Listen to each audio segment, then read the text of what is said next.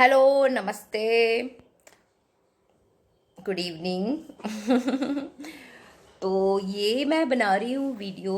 From today onwards I start to make little videos for tips. तो आज मेरा tip है फॉर हेयर्स।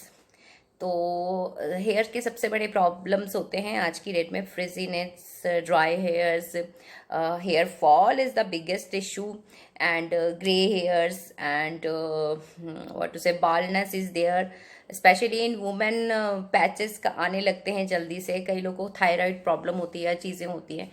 तो चलिए, जो स्पेसिफिकली डिजीजेज होती हैं उसके कारण तो ऑब्वियसली वीकनेस आती है, या फिर जो भी प्रॉब्लम्स रहती है, लेकिन बेसिक रीज़न क्या है, हमें सबको 90% लोगों को ये प्रॉब्लम होती है। तो क्यों होती है, हम इसके बारे में आज बात करते हैं। चलिए, पहली बात बताती हूँ। जितने भी शैम्पू कंडीशनर्स होते हैं उसमें ये लोग सल्फेट बेस यूज़ करते हैं, सल्फेट बेस या ALS, या तो ये बेसेस जो रहते हैं थोड़े हार्मफुल रहते हैं, थोड़े नहीं, बहुत हार्मफुल रहते हैं एक्चुअली। तो ये आपके स्कैल्प को वीक करते हैं, आपके रूट्स को वीक कर देते हैं, और धीरे धीरे करके आप रूट्स को डेड कर देते हैं। हेयर फॉल्स तो स्टार्ट होता ही है उसके कारण से, रूट्स। और ये एक दिन का या एक महीने में नहीं होता है, ये होता है लंबा प्रोसेस। लाइक आप 10-15 सालों से जो यूज़ करते हैं, जो अर्ली एज में आजकल जो प्रॉब्लम्स शुरू होती, तो उसका सबसे बड़ा रीज़न ये कि हम बचपन से ये शैम्पूज यूज़ करते हैं। आप इसका एग्जाम्पल दे सकते हो, पैंटीन हो गया, लॉरियल हो गया, लैक्मे के प्रोडक्ट्स हो गए, ट्रेसेमे हो गए।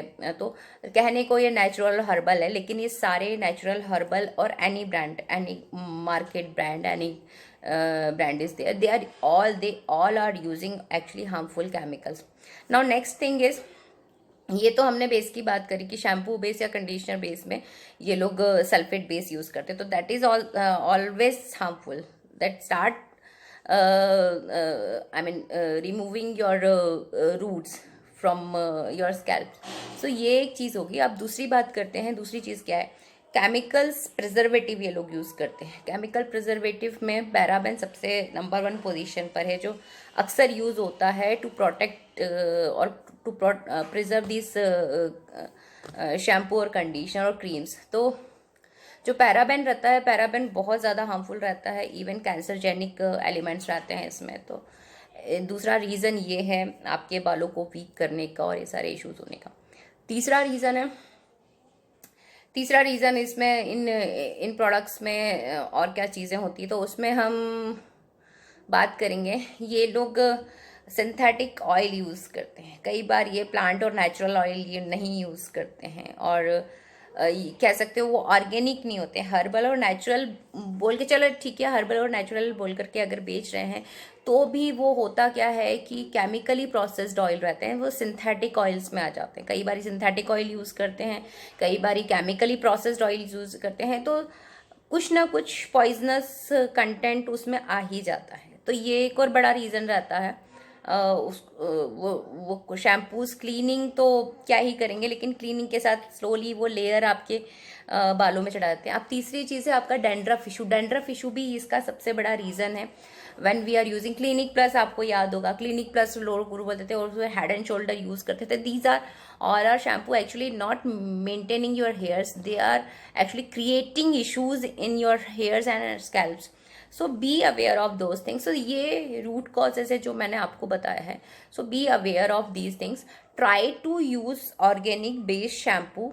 अगर आपको कहीं से कोकोनट बेस्ड शैम्पू या शैम्पू बार्स मिलते हैं तो आप वो यूज़ करिए। ऐसे ही कंडीशनर जब आप चूज़ करते हैं तो ट्राई कीजिए कि कंडीशनर में जब आप इंग्रेडिएंट्स पढ़ते हैं तो उसमें केमिकल इंग्रेडिएंट जितने रहते हैं उसको उस तरह के कंडीशन को मत लें, तो वो बहुत ज़्यादा हो गया। जितना हो सकता है नेचुरल इंग्रेडिएंट्स अगर रहते हैं तो वो बहुत अच्छा रहता है। और उसमें हमेशा चेक करिए पैराबेन तो नहीं है कहीं, प्रिजर्वेटिव फॉर्म में कौन सा प्रिजर्वेटिव मिला हुआ है, कितने केमिकल्स मिले हुए हैं। केमिकल्स मिले तो आप बिल्कुल अवॉइड कर दीजिए उसे।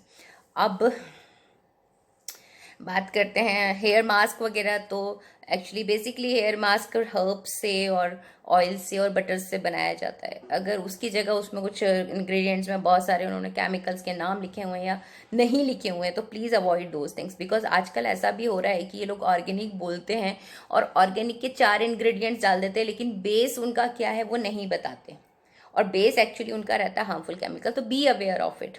सो for today it's enough, and if you want to know more about it, so you can connect me on WhatsApp 733777000303, and you can visit my website www.wanaorganics.com, and also you can visit on my Instagram account, that is VOH Organics, and there is another FB account is there, Vana Organics and Herbals. You can connect on it, and also you can ask me directly question on it.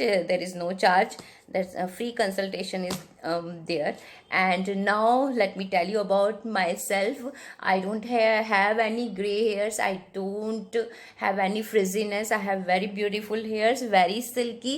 Even sometimes I get frustrated. Why it is silky like that? So I got frustrated because see this. So I got frustrated sometimes because of this good hairs. So stay connected. And one more thing, I am 43 years old and still I have very beautiful hairs, very healthy hairs, very shiny hairs, no gray hairs. Oh. Take care. Bye, babies.